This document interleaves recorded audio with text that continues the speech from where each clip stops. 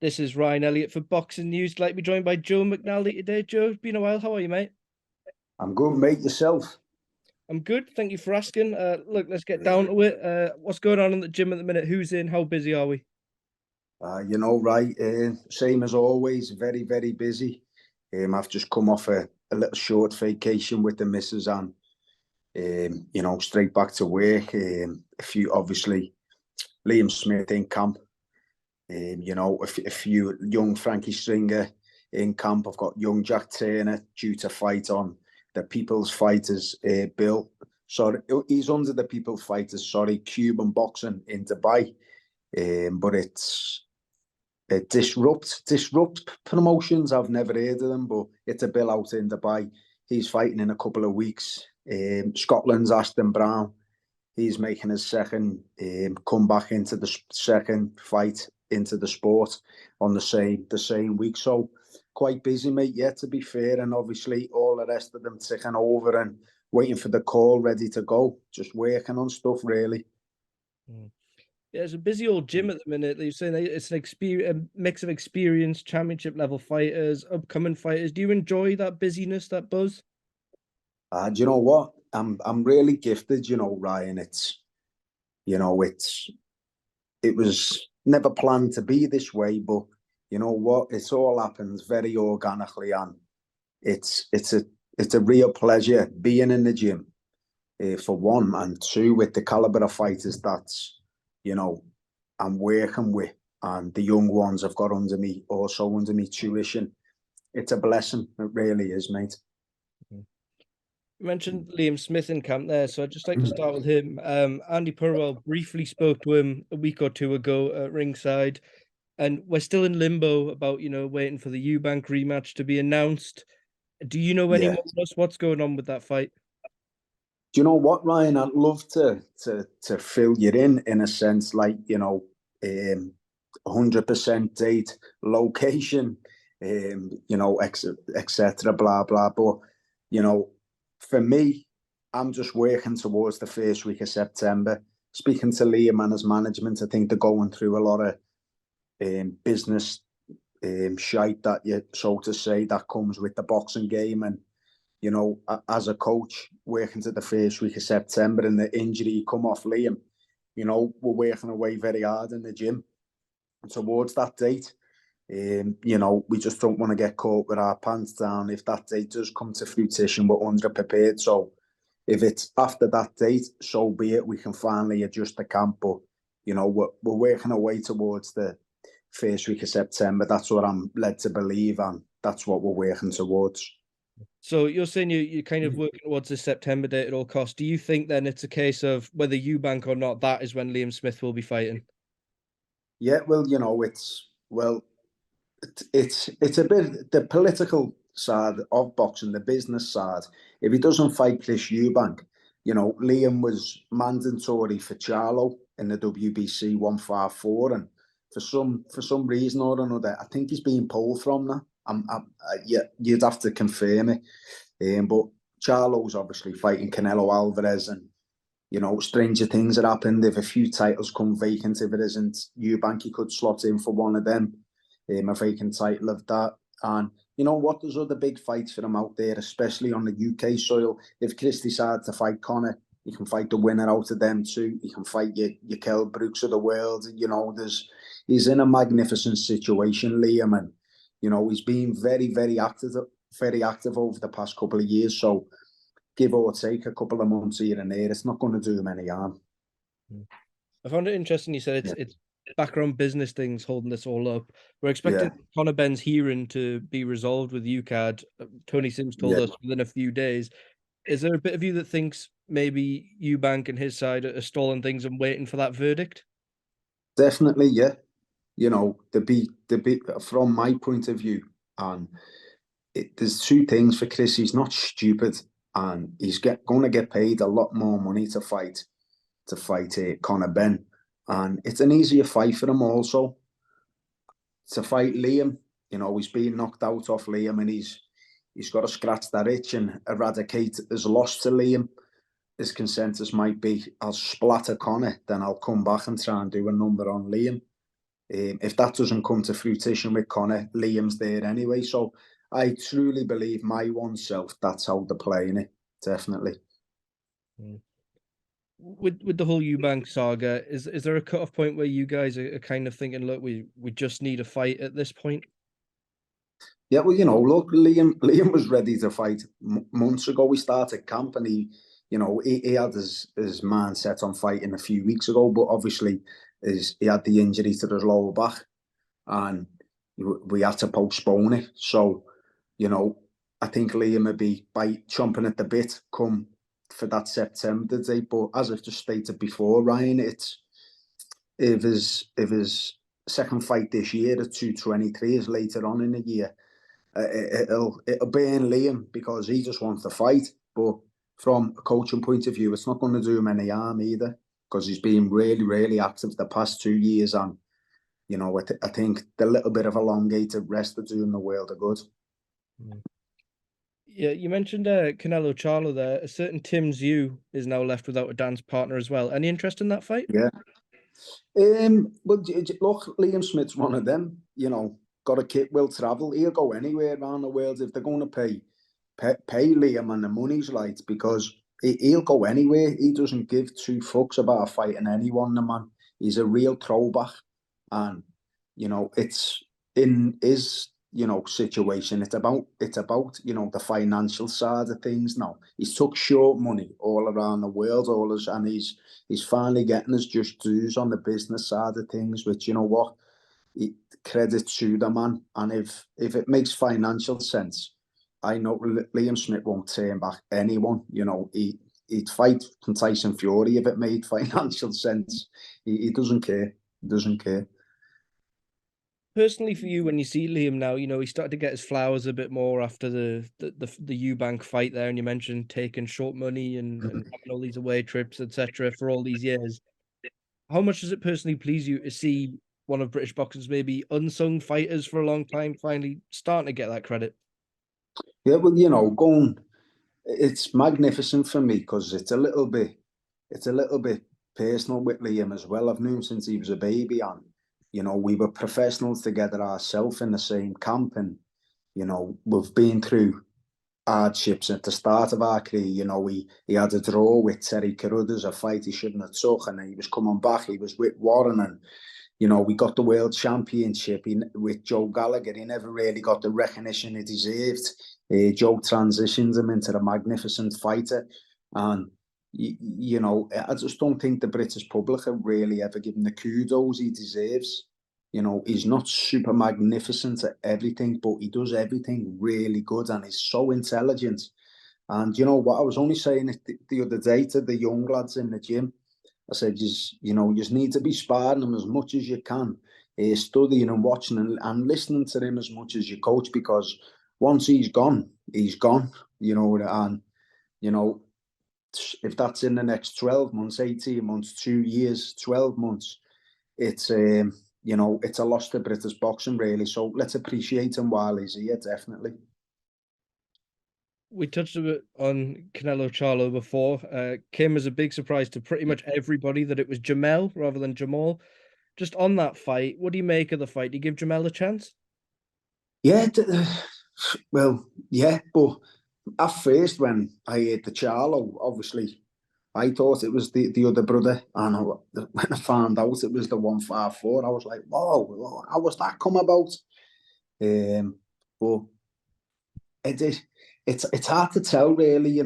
He's had the boxing lesson handed to him off Bivol, but to be honest with you, I had that fight as 2 halves. I had it sort of even going into the 10th, 11th, 12th, and I think he got a lot of stick, Canelo.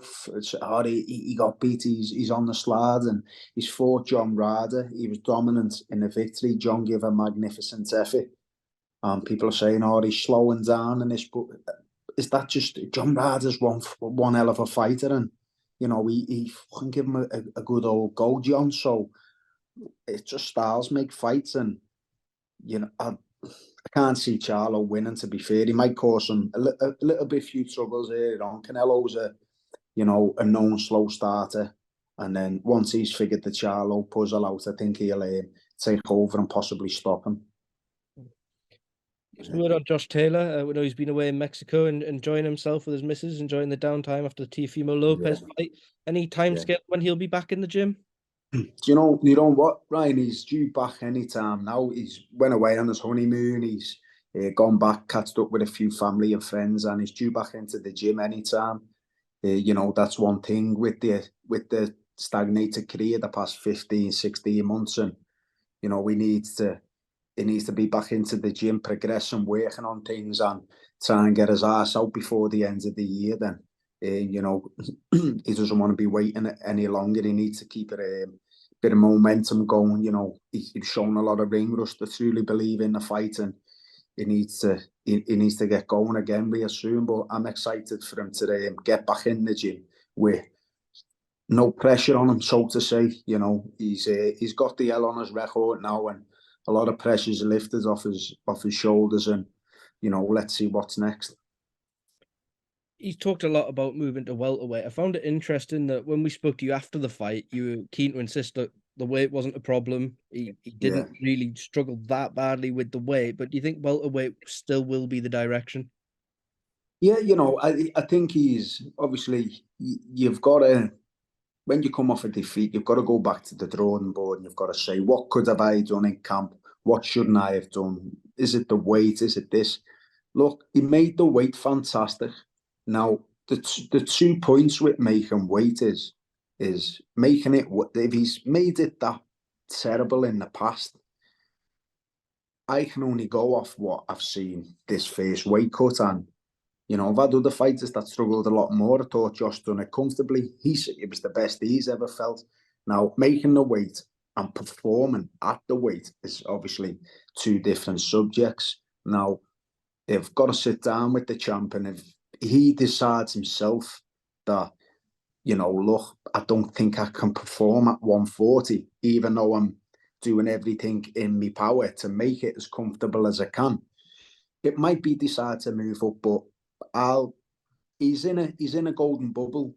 I stated the other day that there's a lot of fighters there, Lomachenko off a defeat, there's Jorge Linares wanting to still dabble in, there's Adrian Broner, and then Ryan Garcia, so I think the big jump up to welterweight, there's no Bart, Spence and Crawford, there's no really any marquee names there, so I'd rather them say, do you know what, let's try a 143 and a half, and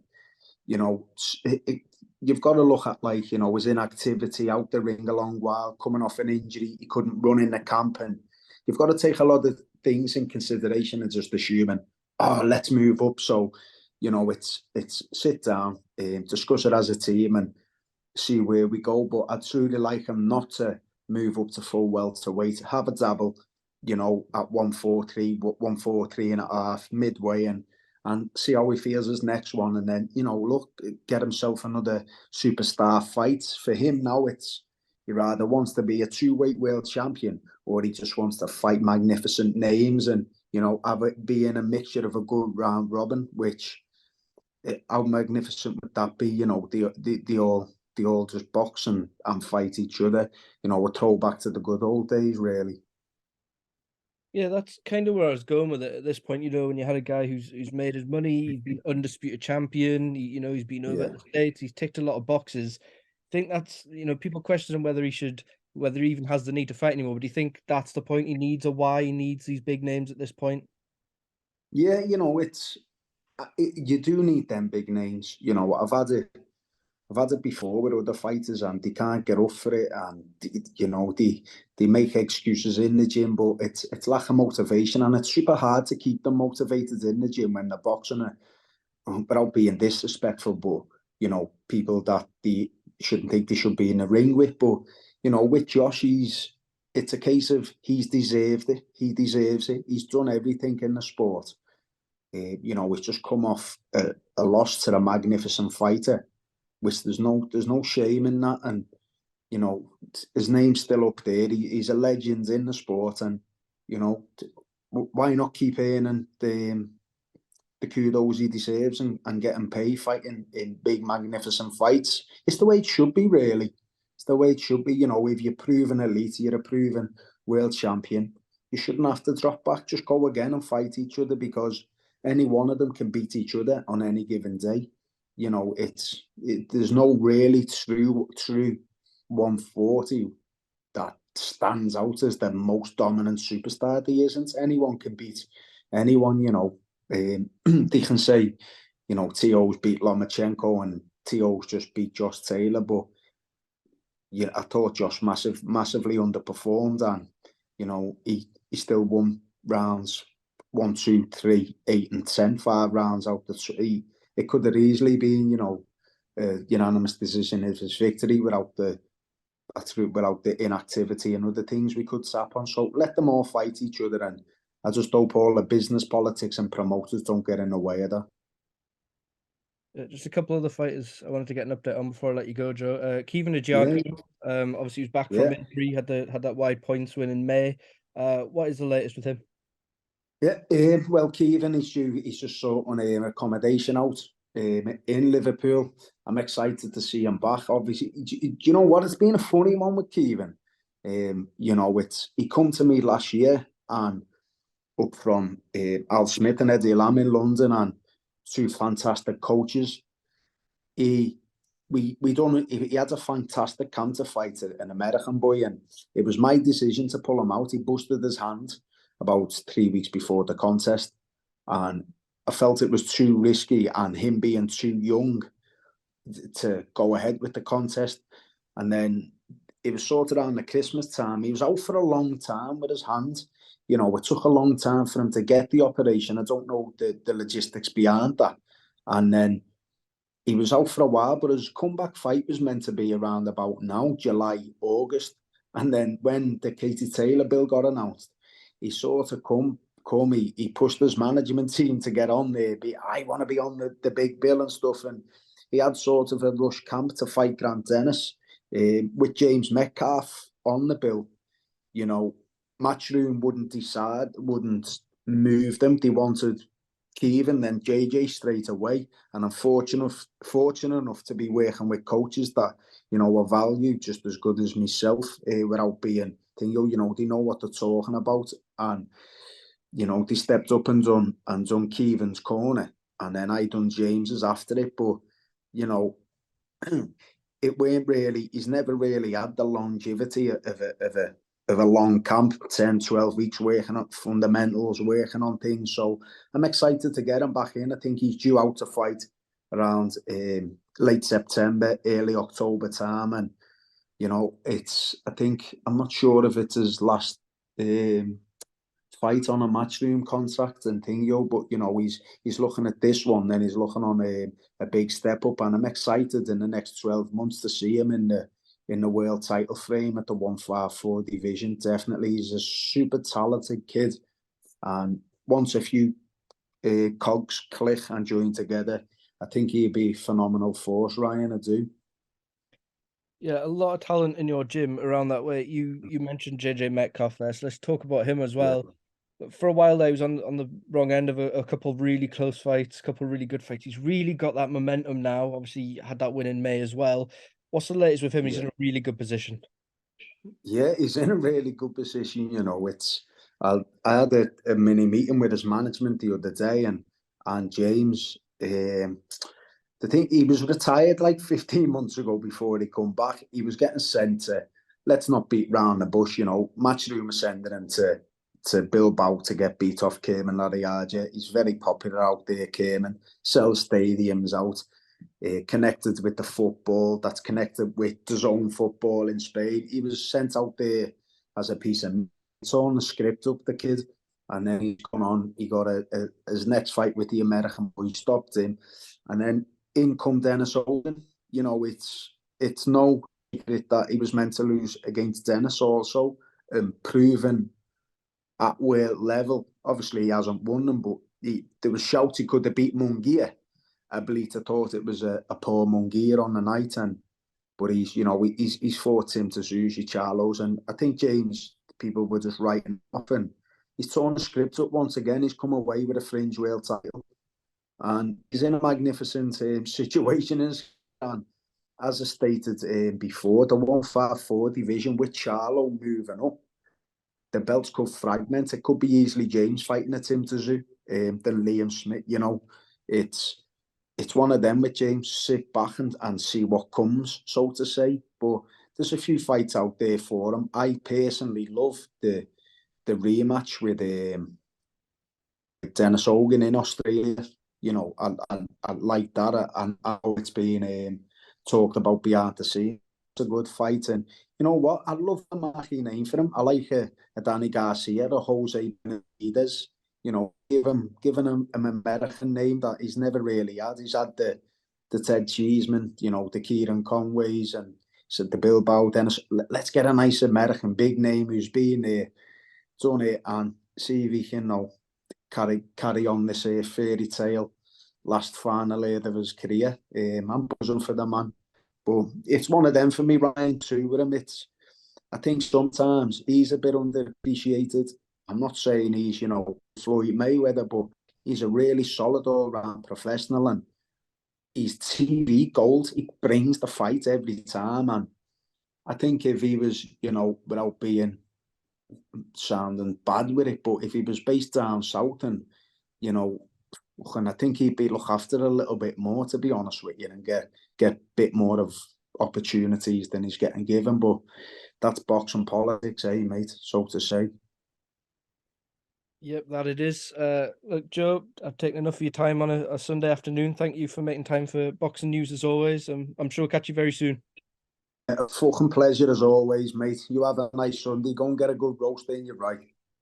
I'd be more, maybe 2 or 3 roasts, to be honest. But yeah, Joe, I'll catch you soon. Thanks as always. Good man, mate. God bless. Take care, buddy.